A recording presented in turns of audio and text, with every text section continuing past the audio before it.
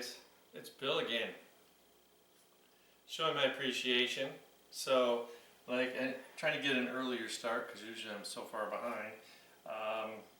But the holidays are coming, so I want to talk about sides and situations. Sides and situations. That's the name of my new book that I'm going to write someday. But basically, holidays, family, right? Get together and everyone's all happy. And then there's always that twist. Your son decides he's got to bring his new girlfriend over. And she's either vegan or vegetarian, which I'll get into later. And so now you're frantic. Like, I get frantic, like when somebody is allergic to something or, has special requests. And of course, your son's really lousy at doing the investigative work. Like, what is she? I don't know. Well, what is she when you go out? I don't know. Okay, do you ever go to her house for dinner? What is she? I don't know. Alright, so that really doesn't help. And you never met her before, so you don't know her that well, right? So, I just have a couple things I'm going to show you and how you can easily keep everyone happy. So, this is a recipe I have for creamed peas with pearl onions. And it's kind of fun. It's fun to make. And this is going to be completely vegan, and I'll explain that. Vegetarian, they just don't eat, the flesh of an animal, but vegans don't eat, also don't eat like dairy products, eggs, things like that. So this is going to be completely vegan. So basically I have a couple tablespoons of canola oil. Canola oil is perfect for this. And I'm going to make a really simple roux here because I just need a little thickener.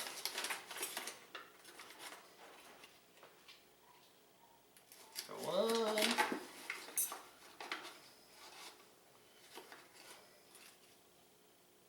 And two. All right.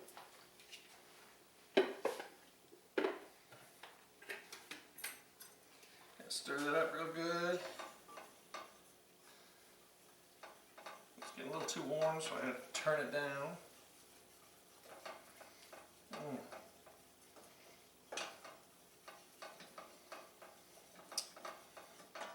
So remember, we're trying to make this vegan, don't use lard, right? No butter. Alright, so now, I need my liquid, right? My cream stuff. So this is coconut milk. And actually it works very well. So we're going to add some in here.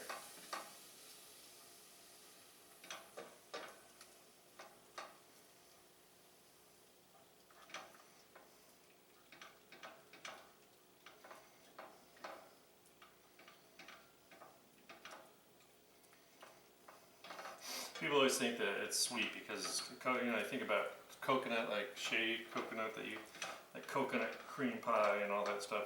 No, that just has huge amounts of sugar in it.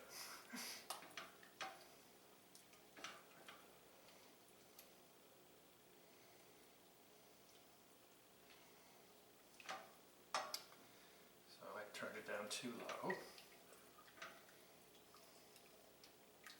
So what I kind of wanted to bring up, and I told you on my last video that, the thing about sides is really, I like to make things that I can do up ahead of time. I have lots of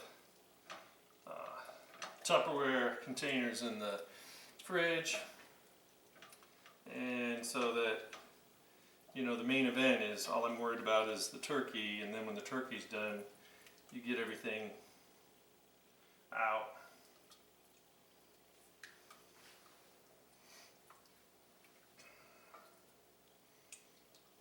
And just heat it up. And I try and respect people's wishes. I actually have a friend that refuses to eat anything that's been heated in a microwave. I'm like, so when you go out to dinner, you just play dumb? But that's another story.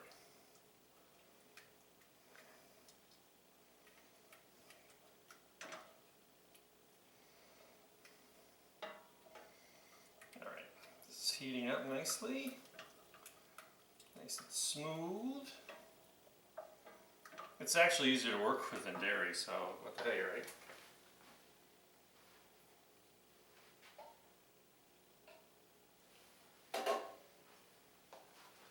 I just wanted to get a little extra just in case. I was going to start with a cup. Can's about 14 ounces, I think, so you might have to do that. It really depends on how much liquid's in the frozen peas and stuff. Alright, so let's get some flavor going. I need a little black pepper.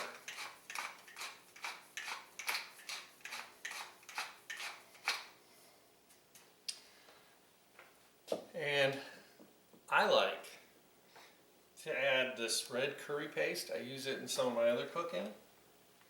It's just phenomenal. I want a little bit there. That's about 2 teaspoons. I'm going to stir it up. We'll see what color it looks like. And I'll decide if I need more. Oh, that's pretty. And I can already tell that this is thickening up. Yeah, there we go. That looks beautiful.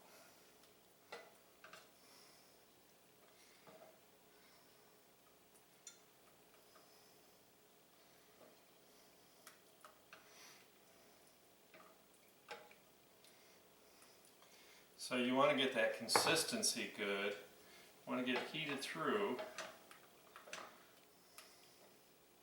And so a lot of this stuff, you know, by the time you get the turkey out of the oven, turkey cooked out of the oven, you're tenning it and you're racing around like a crazy person, that's when everything just goes in the oven.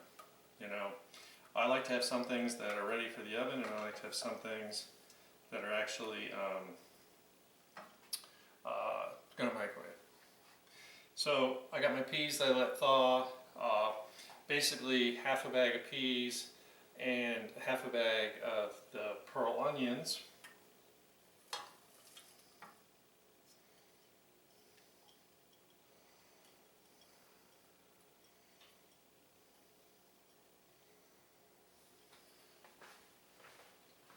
So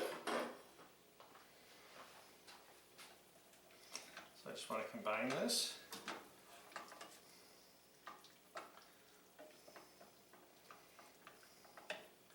So, man, that's not a bad judge. There we go, that's what I needed.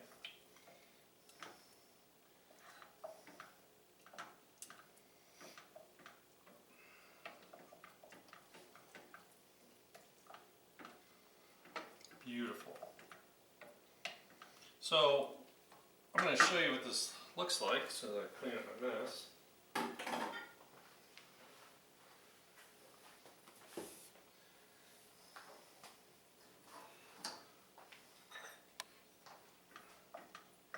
So we just want the flavor of the curry, the onions, and what I do is I put this in a baking dish, a small baking dish, and it can go in the oven. It's going to heat up really fast. Even if you have a lot of people over, I would rather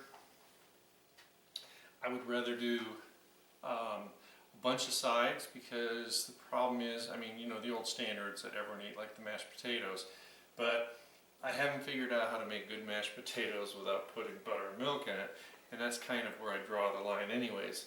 So this is an option. It's actually really good and simple. I just want to show you some of the other things that I did. So let's say you got, you know, Uncle Joe comes over and he wants, you know, grandma's yams, right? So you can do that. So to make sure I've got everyone's palate happy, this is my cream spinach, and this is vegetarian because it does have cream cheese and Parmesan cheese in it, but it's a good option. It's a nice vegetable. I just made a little bit because I don't have a ton of people coming over. And this is a great vegan option. is I made some fried rice, right? So if you want some kind of starch and you're really not thrilled about, having stuffing, and you can put this in a dish. I made this morning, threw it in the fridge, but you can put this in a little dish, microwave it, and make it kind of fun. And these are things that, like I said, you can do a day ahead of time, 2 days ahead of time, and just go a little crazy and make things that you like, that everyone's going to like, and let people just have a fork full of everything, and and that way they're happy, because they're gonna fill up on those great biscuits or rolls and turkey and all that stuff. But this is just some of the things. I've done all the classic stuff. Don't have to beat that dead horse. Obviously, the one thing I will do is I will make stuffing, and so you can make that ahead of time. Once again, put it in your baking dish, your Corningware, have it in the fridge, get it out, so it's not ice cold. So when the turkey comes out, in it goes. And that is where it's really handy to have a double oven. I wish I had a bigger kitchen with big double ovens and stuff, or a big professional stove, but this will certainly do. Anyway, this is just a little simple thing I want to throw together to kind of give you some ideas and make you think. And I'll have all the recipes. You've seen me make the rice 100 times. The fried rice, I know you've seen me make the cream spinach. So how do you make the fried rice vegan? No butter, right?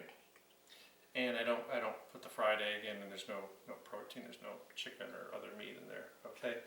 But it's really simple, and believe it or not, I was really impressed with how it tastes. So I was like, oh, I would do that. And you'll make everyone happy. So you've got the peas and the onion and the scallions and the carrots in there. Little soy sauce, a little oyster sauce, and it's not made from oysters, by the way. And a little sesame oil. And I'll tell you, it actually turned out really well. People have always told me that the trick to making good fried rice is at the end throw a little butter in it. It gives it that glisten and really adds the creaminess and flavor. But I actually think I like this version better, so you never know till you try it, right? Anyway, so you've seen some things here, got some ideas. You can double it in any recipe you want.